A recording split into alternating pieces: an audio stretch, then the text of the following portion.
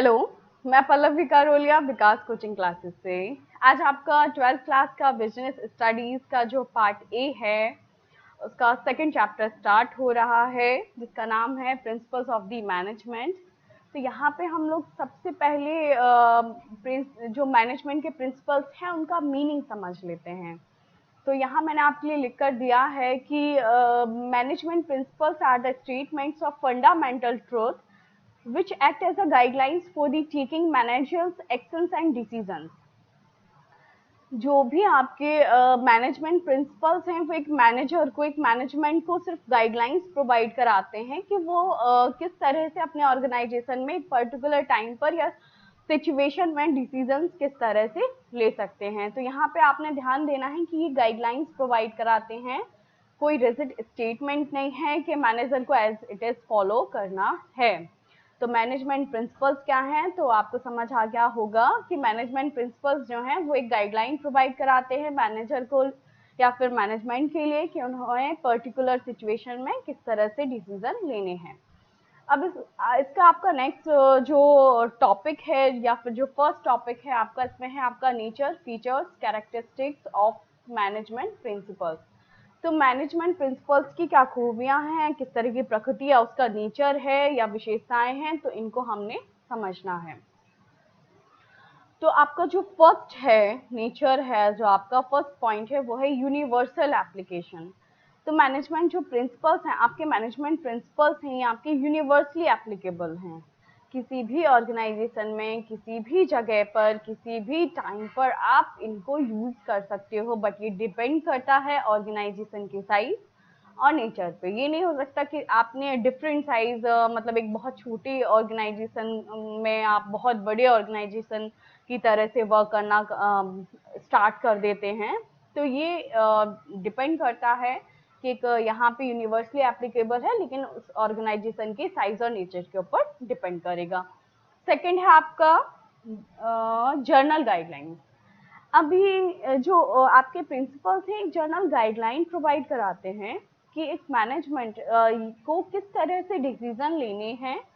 उनके पास एक वो मतलब कि स्टडी मटेरियल है, उनके पास समझ है, उनके पास अंडरस्टैंडिंग बढ़ेगी उनकी कि आप एक पर्टिकुलर सिचुएशन में किस तरह का डिसीजन ले सकते हो। लेकिन ये टोटली डिपेंड किसके ऊपर करेगा कि जो वहाँ का मैनेजर है वो कितने तक उसको किसी भी प्रिंसिपल को कहाँ तक वो वहाँ पर एप्लीकेबल कर रहा है, अप्लाई कर रहा है।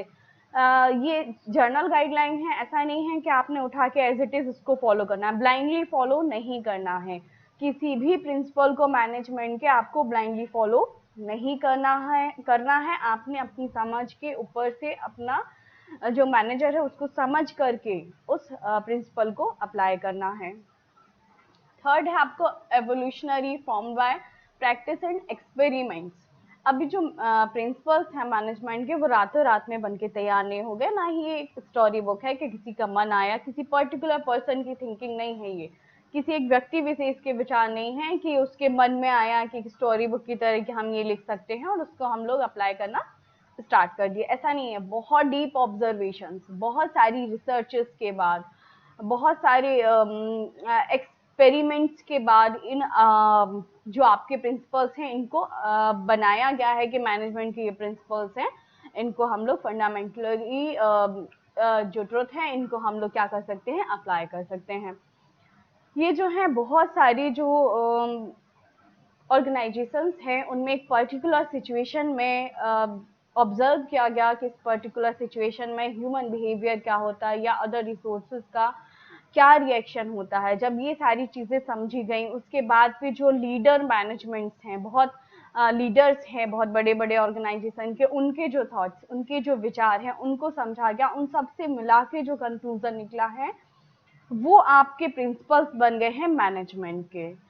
फिर उसके बाद है आपका फ्लेक्सिबिलिटी, फोर्थ पॉइंट है। तो हमने भी देखा है कि ये गाइडलाइन प्रोवाइड कराते हैं, तो इसका मतलब है कि फ्लेक्सिबल है, ये रिजिड नहीं है साइंस की तरह, ये रिजिड स्टेटमेंट नहीं देते हैं कि आपको एज इट इज इसको फॉलो करना है। एक मैनेजर है वो अपनी समझ के अकॉर्डिंग अपने ऑर्गेनाइजेशन में उस किसी भी प्रिंसिपल को अप्लाई कर सकता है, लेकिन उसकी समझ होनी चाहिए कि उसके ऑर्गेनाइजेशन की डिमांड क्या है, किस हद तक उसने अप्लाई करना है, कहाँ उसने चेंजेस करने हैं उस प्रिंसिपल में, ये डिपेंड करता है वहाँ पर मैनेजर के ऊपर। तो ये बहुत ही फ्लेक्सिबल है। और फिफ्थ है आपका बिहेवियरल इन नेचर।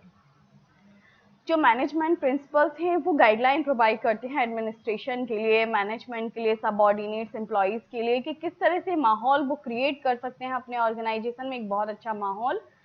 क्योंकि ये माना जाता है कि जो ह्यूमन रिसोर्सेज हैं वो अच्छे ही माहौल में काम कर सकते हैं। तो ये बहुत अच्छी बात है कि ये जो प्रिंसिपल्स हैं आपकी, ये आपके बिहेवियरल नेचर के लिए भी गाइडलाइंस प्रोवाइड कराते हैं। तो यहाँ हमने नेचर समझ लिया।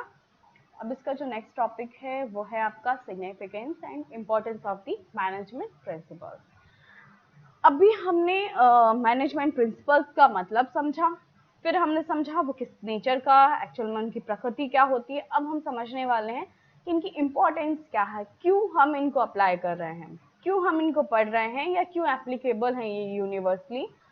तो यहाँ पे ये मैंने लिखा है importance of the management principles. तो ये सारे पॉइंट्स हमने, ये जो चारों तरफ ये पॉइंट्स हैं, ये हमने समझने हैं। तो फर्स्ट पॉइंट हम ले रहे हैं, providing managers with useful insight into reality.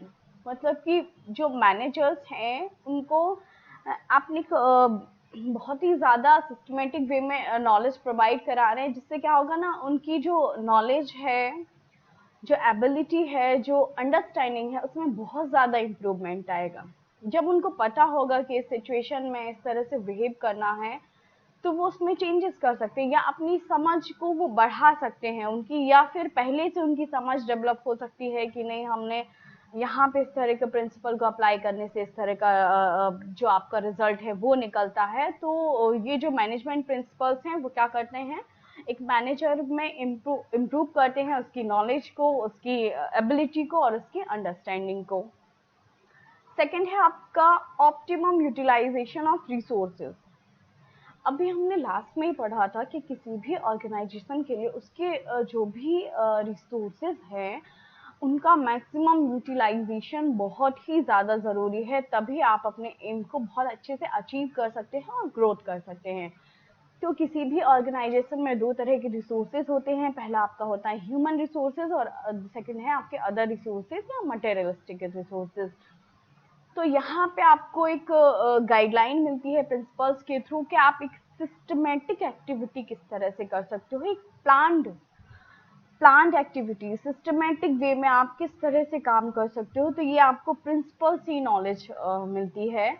तो उससे क्या होगा ना, जब आप एक सिस्टम में काम कर रहे होगे तो आपको पता होगा कि किस पर्टिकुलर टाइम में किस पर्टिकुलर पर्सन से या कितने एम्प्लॉयज़ को लेके कौन सा टास्क हमको कंप्लीट करना है। जब ये सारी प्लानिंग हम कर चुके होंगे, एक सिस्टम में वर्क कर रहे होंगे, तो हमारा जो ह्यूमन रिसोर्सेज हैं वो भी बिना किसी कंफ्यूजन के, और जो हमारे अदर मटेरियल्स हैं उनका भी हम बिना वेस्ट किए मैक्सिमम यूटिलाइज करके हम इन दोनों रिसोर्सेज का बहुत ही अच्छा यूज़ कर सकते हैं, मतलब मैक्सिमम यूटिलाइजेशन कर सकते हैं, जो किसी भी ऑर्गेनाइजेशन के लिए बहुत ज़्यादा इम्पॉर्टेंट है। तो ये बहुत बेस्ट हो गया आपके लिए। अब थर्ड है आपका साइंटिफिक डिसीजंस। अब देखिए, जो एक टॉप लेवल है उसको भी डिसीजन लेने हैं, प्लान्स एंड पॉलिसीज बनाने हैं। जो आपका मिडिल लेवल है उसने भी डिपार्टमेंटल हेड्स है उनको भी डिसीजन लेने हैं। एंड जो आपका लोअर लेवल है उनको तो दिन में कई बार ही डिसीजन लेने हैं, उनको डायरेक्ट कम्युनिकेट करना पड़ता है आपकी एम्प्लॉयज़ के साथ, आपके मशीनरीज को देखना होता है, बहुत सारी चीज़ों को चेक करना होता है उनको। तो जब एक मैनेजर को एक दिन में कई बारी डिसीजन लेने होते हैं, तो उसके पास अगर साइंटिफिक प्रिंसिपल्स उसके पास हैं, तो वो जो डिसीजन लेगा एक राइट टाइम पर, एक राइट डिसीजन, उसमें बहुत ज़्यादा आपके जो बेहतर होने का, उस डिसीजन का बहुत सही होने के चांसेस बनते हैं, जिससे क्या होगा ना, जो भी रिसोर्सेज हैं उनका वो बेस्ट यूटिलाइज कर पाएगा। तो यहाँ पे ये बहुत बड़ी बात है, या बहुत ज़्यादा इम्पोर्टेंट है इस प्रिंसिपल का, कि जो मैनेजर है उसको साइंटिफिक डिसीजंस लेने के लिए प्रिंसिपल्स अवेलेबल है, वो समझ सकता है कि इस पर्टिकुलर सिचुएशन में मैं इस तरह का डिसीजन ले सकता हूँ। फिर है आपका फोर्थ है आपका मीटिंग चेंजिंग एनवायरनमेंट रिक्वायरमेंट्स। अभी आपने लास्ट चैप्टर में पढ़ा था, समझा था कि जो भी आपका ऑर्गेनाइजेशन है, अगर वो आपका जो भी ऑर्गेनाइजेशन है, अगर वो जो चेंजेस हो रहे हैं बिजनेस इन्वायरमेंट में या जो मार्केट में जिस तरह के चेंजेस हो रहे हैं उनके साथ अगर compete नहीं करता है तो वो सर्वाइव और ग्रोथ नहीं कर पाएगा। तो हमें क्या करना है कि जो बिजनेस इन्वायरमेंट में जो चेंजेस हो रहे हैं, तो जो मैनेजमेंट प्रिंसिपल्स हैं वो एक गाइडलाइन प्रोवाइड कराते हैं मैनेजर को कि उनके साथ साथ वो राइट टाइम पर राइट डिसीजन ले सके, जिससे जो भी चेंजेस करने हैं मैनेजर को, उनको वो अच्छी तरीके से कर सके और जो आपका ऑर्गेनाइजेशन है वो ग्रोथ कर सके। तो ये बहुत ही अहम रोल प्ले कर रहे हैं यहाँ पे प्रिंसिपल्स, कि एक मैनेजर के पास नॉलेज है कि वो अपने इन्वायरमेंट में किस तरह से चेंजेस करता रहे। जब उसके पास कुछ सिद्धांत होंगे कि इस अकॉर्डिंग अगर हमने ये चेंजेस करे तो हम यहाँ compete कर सकते हैं, क्योंकि देखिए मार्केट में कोई मोनोपोली नहीं होती है किसी ऑर्गेनाइजेशन की। आपने कंपटीशन में जाना है, जब आप कंपटीशन में हैं तो आपको ऑब्वियस सी बात है कि जो भी चेंजेस वहाँ पर हो रहे हैं मार्केट में, आपको भी वो करने ही पड़ेंगे। मतलब कि एक मैनेजर को चेंज करने ही पड़ेंगे अपने मैनेजमेंट में, अपने प्लान और पॉलिसीज में। तो यहाँ पे ये प्रिंसिपल्स बहुत काम आते हैं। फिर है आपका अफेक्टिव एडमिनिस्ट्रेशन। अभी जो एडमिनिस्ट्रेशन है वो मोस्टली आपका टॉप लेवल से ही रिलेटेड होता है।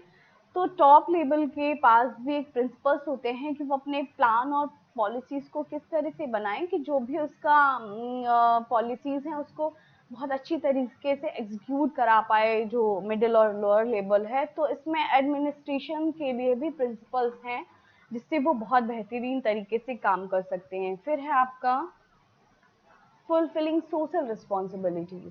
अभी हमने लास्ट चैप्टर में ही पढ़ा था कि जो भी ऑर्गेनाइजेशन है वो सोसाइटी के ही रिसोर्सेज से बनता है और सोसाइटी के लिए ही बनता है, क्योंकि जो कंज्यूमर्स होते हैं वो उनका समाज ही होता है।